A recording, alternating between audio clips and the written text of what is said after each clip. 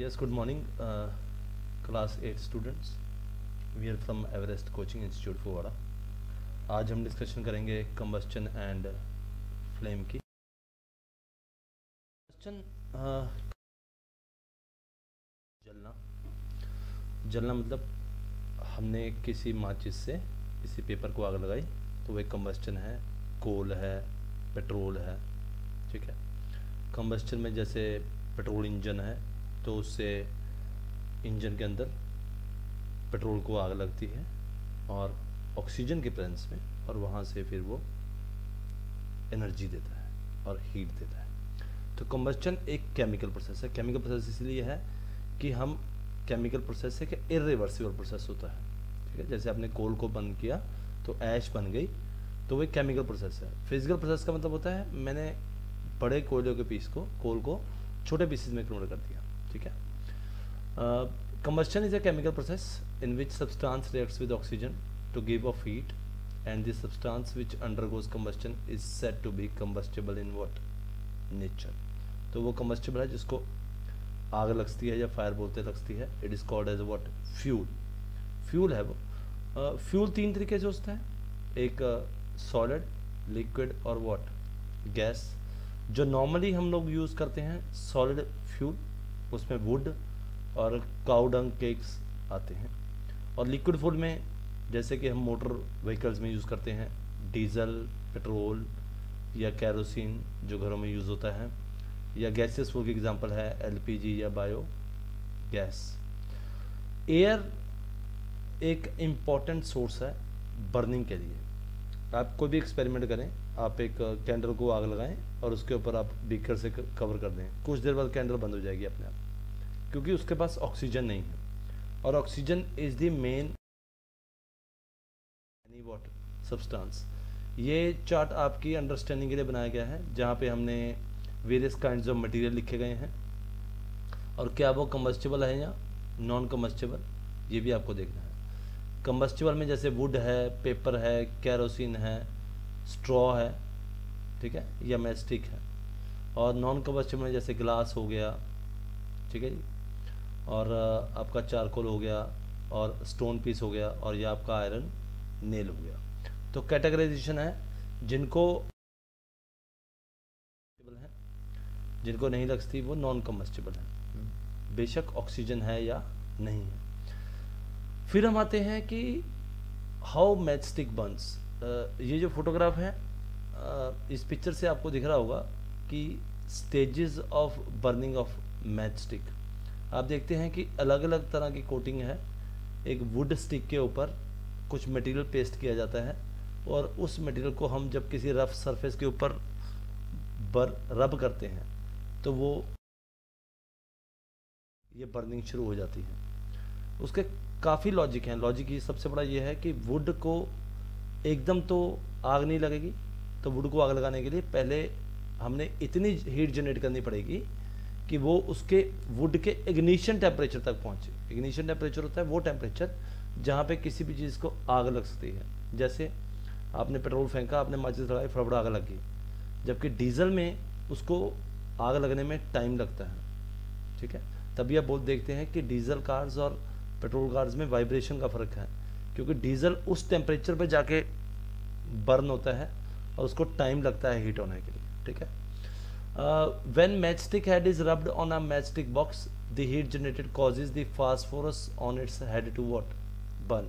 तो सबसे ऊपर है वो फास्फोरस की लेयर है. Heat generated by the combustion after burning of phosphorus causes another compound called as potassium chlorate to what? Decompose. अब जब ये डिकम्पोज होता है तो जो ऑक्सीजन रिलीज होती है decomposition of the potassium chloride से, वो सल्फर के साथ रिएक्ट कर जाती है और बर्निंग प्रोसेस क्या, ठीक है. मैं रिपीट करता हूँ कि जैसे हमने रब किया तो सबसे पहले हमारा फास्फोरस को बर्न हुआ, उसके बाद पोटाशियम क्लोराइड लगा, और उसके बाद उस इग्निशन टेम्परेचर पे आगे माचिस क्या होने लगी, बर्न होने लगी. एक बहुत इंपॉर्टेंट क्वेश्चन आता है कि why we have to use paper and kerosene oil to start fire in wood और व्हाट चारकोल. देखोगा आपने किसी आयरन मैन से आप प्रेस करवाने जाते हैं तो वो उस कोयले रखकर उसके अंदर एक कागज़ का टुकड़ा रखकर 2-4 या थोड़ा सा केरोसिन ऑयल डालकर उसको बंद करता है। उसका बंद करने का ये लॉजिक है कि जो कोल का जो इग्निशन टेम्परेचर है वो काफ़ी हाई है, उसको उस इग्निशन टेम्परेचर पे लेके जाने के लिए हमें लार्ज अमाउंट ऑफ हीट चाहिए होती है। छोटी हीट से काम नहीं चलता, तो लार्ज अमाउंट की हीट जब चाहिए होती है तो उसके लिए हम क्या पेपर की यूज़ करते हैं। ये एक और इम्पॉर्टेंट कॉन्सेप्ट है कि हाउ फॉरेस्ट फायर स्टार्ट्स। आपने देखा होगा, कभी माउंटेन्स में गए होंगे तो आप देखते होंगे कि कुछ एरियाज़ हैं जो अनटच्ड रहते हैं। जैसे कई बार सुना होगा आपने, ऑस्ट्रेलिया में फायर लगी हैं, अमेरिका के कुछ जंगल में फायर लगी है। तो वो लगती कैसे है? वो लगती इसीलिए है कि जो ग्रास होती है, जो ट्रीज़ के अराउंड ग्रास होती है, वो धीरे धीरे ग्रास ग्रो होती है और सूखती है, उससे लेयर बनने लग जाती है बहुत ज़्यादा। अब लेयर बनने लग जाती है तो वो हाईली, उसका इग्निशन टेम्परेचर बहुत लो होता है, ठीक है। ज़्यादा गर्मी की वजह से जो वो ग्रास है, ज़्यादा हीट की वजह से, या कई बार तूफान आए तो ट्रीज़ के रब होने की वजह से कुछ हीट जनरेट होती है, और जो ड्राई ग्रास है ट्रीज़ के अराउंड, उनको आग लग जाती है। और जब धीरे धीरे वो आग पेड़ों पर भी फैल जाती है, ठीक है, क्योंकि कुछ अनटच्ड एरिया है, कुछ ट्रीज़ ऐसे भी होंगे जो बहुत देर से डेड होंगे, तो they are ready source for burning, ठीक है। तो substances that catch fire at different temperature because different substances have different ignition temperature. तो ये एक पॉइंट है जो हमें ध्यान रखना।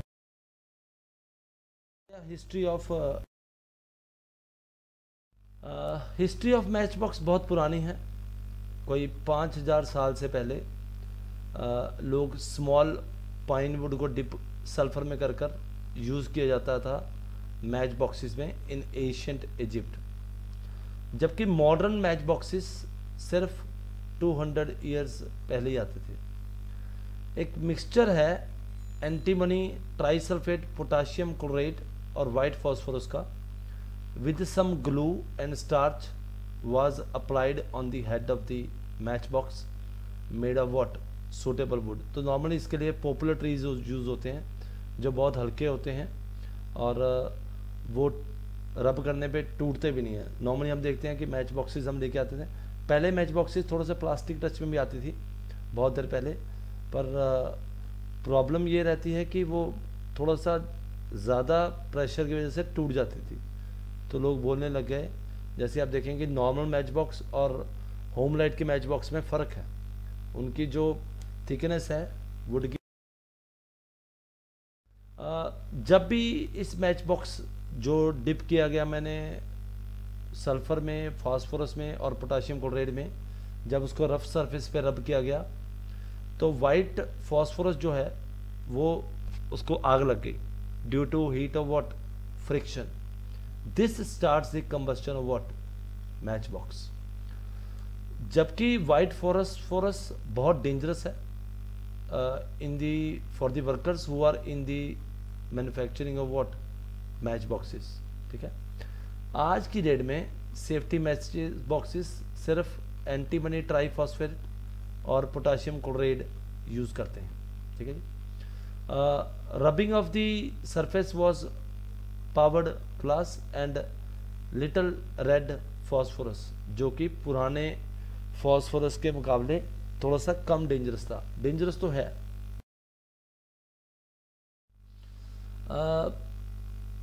जब भी इसको मैच बॉक्स को रब किया जाता है तो रेड फॉस्फोरस कन्वर्ट हो गई वाइट फॉस्फोरस में।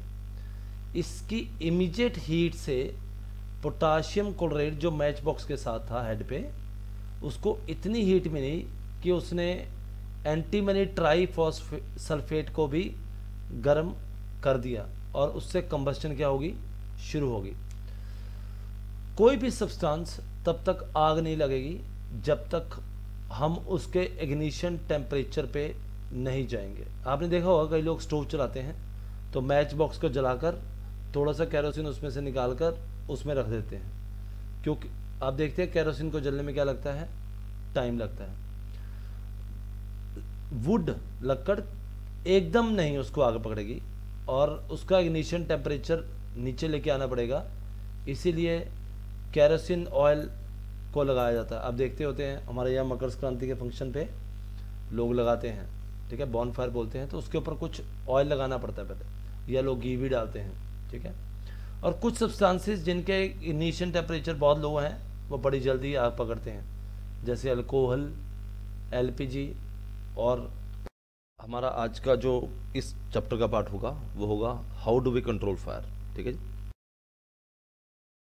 फायर में मतलब आप देखते होंगे आसपास अपने, जब आप घर के बाहर किसी फंक्शन पे या किसी त्यौहार में आग लगाते हैं, उसके बाद जब आग बुझाना चाहते हैं तो उसके ऊपर आप पानी डालते हैं, या घर वाले कहते हैं लकड़ियाँ निकाल के साइड पे कर दो, अगर आग नहीं होगी सेक से वो नहीं चलेगी, कुछ ऐसी ऐसी बातें करते हैं हम लोग, ठीक है जी।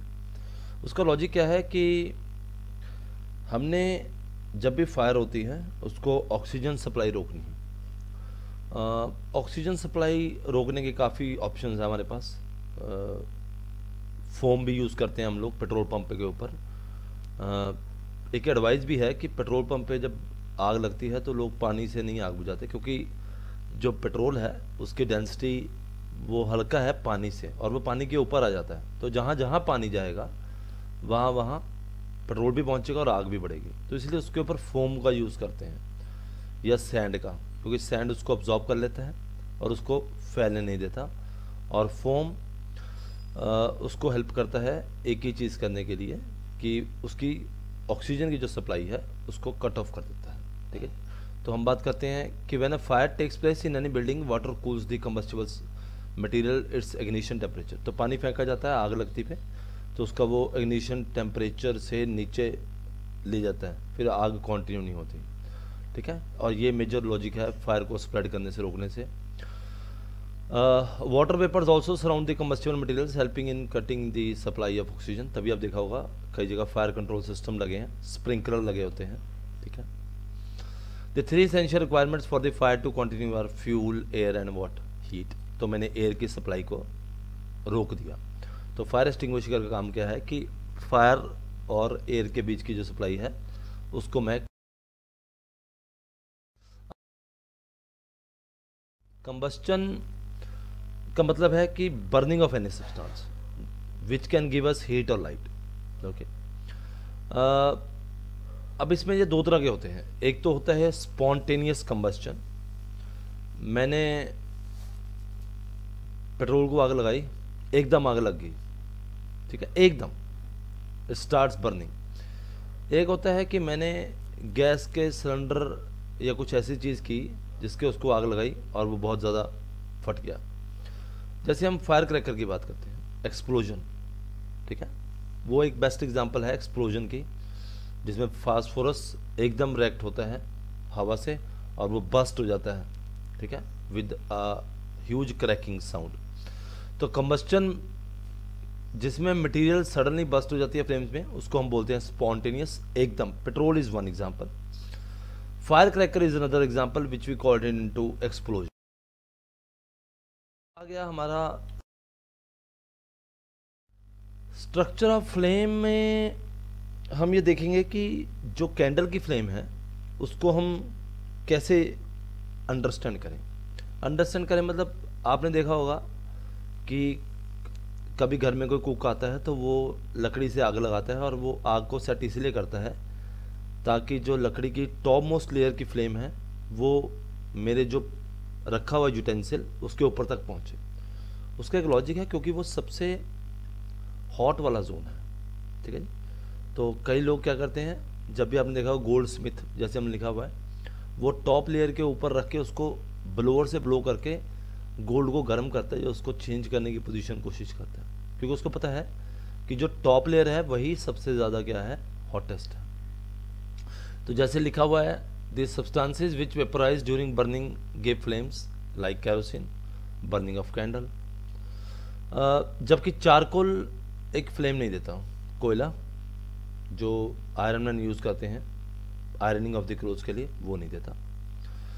When a candle is burnt after some days, the top of the roof gets what? Blackened. This shows that there are unburnt carbon particles present in the luminous zone of the what? Flame. तो आपके candle का top देखा होगा, आग जलाने से पहले कई लोग उसको हाथ मार के देखते हैं ताकि वो जो अनबर्नट है वो साफ़ कर दिया जाए और वो प्योर बर्निंग पे चल पड़े। ठीक है जी। This indicates that the non luminous zone of the flame has the highest temperature and is what the hottest part. The outermost layer is the layer which has got the highest temperature and is the hottest temperature। जैसे मैंने आपको बताया अभी कि जो बाहर वाली layer है वो सबसे ज़्यादा गर्म होगी और उससे सबसे ज़्यादा गर्म टेम्परेचर होगा। Goldsmith blow the outermost zone of a flame with a metallic blowpipe for melting gold and water। ये आपकी अंडरस्टैंडिंग के लिए है कि हमारे नॉर्मली हमने इसको 3 पार्ट में डिवाइड किया है। हम इसको नॉर्मली 2 तरीक़ों में करते हैं, लुमिनस एंड नॉन लुमिनस। ठीक है जी। सबसे अंदर वाला नॉन ल्यूमिनस, आउटर मोस्ट वाले 2 ल्यूमिनस, और सबसे आउटर मोस्ट वाले को हम बोलते हैं जो हॉटेस्ट पार्ट है जिसको हम ब्लू बोलते हैं। फिर उसके साथ बीच वाले को येलो बोलते हैं। और ये वैक्स कैंडल है, ये चली जाती है। अगर आपको कोई चीज़ को बर्न करना है तो आपको इंश्योर करना है कि आप उसकी जो आउटर मोस्ट लेयर है ब्लू वाली को उस पर एक्सपोज किया जाए, ना कि अंदर वाली पे। ठीक है, तो आप चलाते रखेंगे वो गर्म नहीं होगा। आपने देखा होगा शादियों के ऊपर भी जो वो नीचे कुछ मटेरियल डालते हैं वैक्स, उसको आग लगाते हैं तो उसकी आग टॉप तक जस्ट पहुंचती है ताकि वो उसका टेम्परेचर उतना मेंटेन किया जाए। ठीक है, होप है आपको समझ आ गया होगा। कंटिन्यू करें हमारे वीडियोस को देखने के लिए, शेयर करें, लाइक करें। Thank you. हम बात करेंगे फ्यूल को लेकर, फ्यूल की efficiency, various kinds of fuels के बारे में बात करेंगे। फ्यूल वो है जिसको हम बर्न करके कोई एनर्जी लें। It can be wood, coal, petrol, diesel, anything. ठीक है। और एक सबसे बड़ा पॉइंट है कि हम बात करते हैं कि कौन सा फ्यूल अच्छा है। वो फ्यूल अच्छा है जो रेडली अवेलेबल हो, चीप हो, इकोनॉमिकल हो और लार्ज अमाउंट ऑफ हीट या एनर्जी दे विदाउट लिविंग एनी रेजिड्यू। लो इग्निशन टेम्परेचर भी हो उसका, इग्निशन टेम्परेचर मतलब कम टेम्परेचर पे चल जाए। आपने पढ़ा होगा अपनी बुक्स में कि बहुत कई सालों पहले डीजल इंजन से पहले ट्रेन्स को कोयले के इंजन से चलाया जाता था, पर उसमें एक दिक्कत थी कि कोयले को बर्न करने के बाद ऐश होती थी और वो उसका जो कोयले का जहाँ पे जलाया जाता था उसका फ्रंट एंड खुला रखना पड़ता था एयर आने के लिए, तो उसकी एफिशिएंसी सबसे लोएस्ट थी। डीजल की एफिशिएंसी उससे बढ़ी क्योंकि कार्बोरेटर सिस्टम आ गया, एनर्जी बच गई। फिर आज की डेट में इलेक्ट्रिसिटी वाले इंजन आ गए जिसको हम इलेक्ट्रिक इंजन बोलते हैं, उसमें एफिशिएंसी और होगी क्योंकि कोई कन्वर्जन का कोई पॉइंट ही नहीं है। डायरेक्ट करंट ने क्या किया, मोटर को चलाया और मोटर ने इंजन को पुल किया।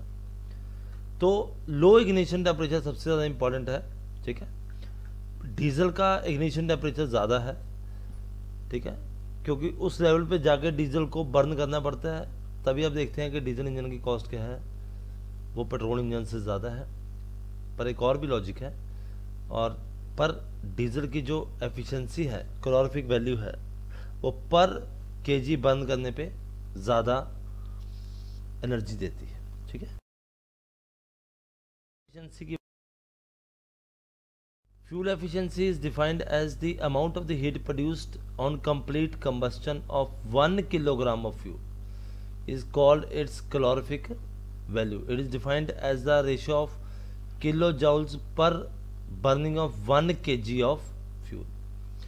LPG और हाइड्रोजन की जो कैलोरीफिक वैल्यू है वो 53,000 है और हाइड्रोजन की 15,000 है।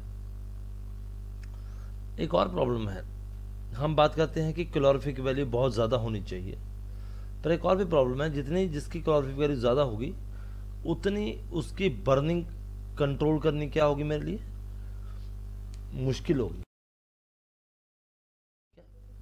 ये एक चार्ट है आपकी अंडरस्टैंडिंग के लिए कि काऊ डंग केक सिर्फ 6,000 to 8,000 देता है पर केजी पे, पर जैसे ही हम ऊपर से नीचे आएंगे हमें दिखता है धीरे धीरे करके ये बढ़ता जा रहा है। बायोगैस बहुत अच्छा फ्यूल है, it can certainly replace what, LPG, पर एक प्रॉब्लम है उसकी स्टोरेज की। तो अगर गवर्नमेंट उस स्टोरेज को कंट्रोल कर पाए तो हम देख सकते हैं कि हमें एलपीजी पर डिपेंडेंस नहीं होना चाहिए, ठीक है। और काउडंग केक भी उसके बाद यूज़ किया जा सकता है, तो ड्यूल एडवांटेज है। पर क्योंकि हमें बेटर फ्यूल दिया जा रहा है जिसकी ट्रांसपोर्टेशन इजी है, उसकी कॉस्ट भी क्या है, ज़्यादा है, पर वो एक अच्छे फ्यूल की निशानी नहीं है, क्योंकि हम बोलते हैं उसकी कॉस्ट भी कम होनी चाहिए। अफोर्डेबिलिटी बहुत इंपॉर्टेंट पॉइंट है। फिर हार्मफुल इफेक्ट्स ऑफ, उसमें सबसे है कि all fuels are made up of carbon. Carbon fuels like wood, coal, petroleum release unburned carbon particles which create air pollution and can lead to respiratory diseases like asthma. Incomplete combustion का मतलब होता है आपने जिसको आग लगाया अभी अच्छे से लगी नहीं, उससे कार्बन मोनोऑक्साइड निकलती है। जैसे आप सुबह कार स्टार्ट करते हैं या बाइक को स्टार्ट करते हैं तो आप देखते हैं थोड़ी देर इंजन में थोड़ी सी वाइब्रेशन रहती है और गाड़ी के या मोटरसाइकिल का सेंसर में से जो पोल्यूशन है वो भी निकलता है, वाइट का रंग का धुआं निकलता है। कुछ देर बाद वो स्टेबल हो जाता है, क्योंकि पहले इनकम्प्लीट कंबस्शन थी, अब कंप्लीट कंबस्शन होने लगी, ठीक है। बट मोस्टली जो फ्यूल्स हैं वो कार्बन डाइऑक्साइड क्या करते हैं, रिलीज करते हैं, जो कि एक major cause of global warming है अर्थ पे। पर नॉर्मली कोल और पेट्रोल बर्निंग के ऊपर सल्फर डाइऑक्साइड भी रिलीज करता है, जो कि करोजिव इन क्या है, नेचर है, ठीक है। पेट्रोल इंजन जो है वो रिलीज करते हैं नाइट्रोजन ऑक्साइड गैस भी, और बाद में ये सल्फर SO2 और नाइट्रोजन ऑक्साइड मिल जाते हैं एटमॉस्फेयर में, और जब वो बारिश के साथ नीचे आते हैं तो उस तरह के रेन को हम बोलते हैं। ये एक टॉपिक है जो आपको नॉर्मली आने वाले टाइम में बहुत इंपॉर्टेंट होगा, जिसको बोलते हैं फ्यूचर प्रोडक्ट्स फॉर। आने वाले टाइम में हमें गवर्नमेंट क्या करे, हमें क्या करना चाहिए, हमें नॉन पोल्यूटिंग और renewable sources of energy use करनी चाहिए, जैसे wind power, solar energy, geothermal energy, जो कि अमाउंट ऑफ पोल्यूशन निकाल सके। हम बोलते हैं कि हमने हाइड्रो पावर प्लांट से बिजली ली, ये तो क्लीन फ्यूल है, पर वो भी तो मीथेन गैस पैदा करता है, ओके। ओल्ड व्हीकल जो कि पेट्रोल और डीजल पे चल रहे हैं उनको डिस्पोज ऑफ करना चाहिए ताकि हार्मफुल गैसेस कम हो सके। Shifting of to cleaner fuels like CNG can also help to reduce pollution. जैसे दिल्ली में हुआ, बड़े हैवी व्हीकल्स भी CNG के ऊपर चल पड़े हैं और पोल्यूशन में बहुत ज़्यादा कंट्रोल हुआ है। फिर आएगा सबसे important, the government needs to build an better efficient transport system. Polluting vehicles should be fined, diesel to be used only for commercial and agriculture purposes, for normal purposes it should be stopped. ये concept समझ आ गया होगा, आपको clarity मिल गई होगी। आप हमारे वीडियो देखते रहें, इससे आपको बेटर क्लैरिटी और मिलेगी।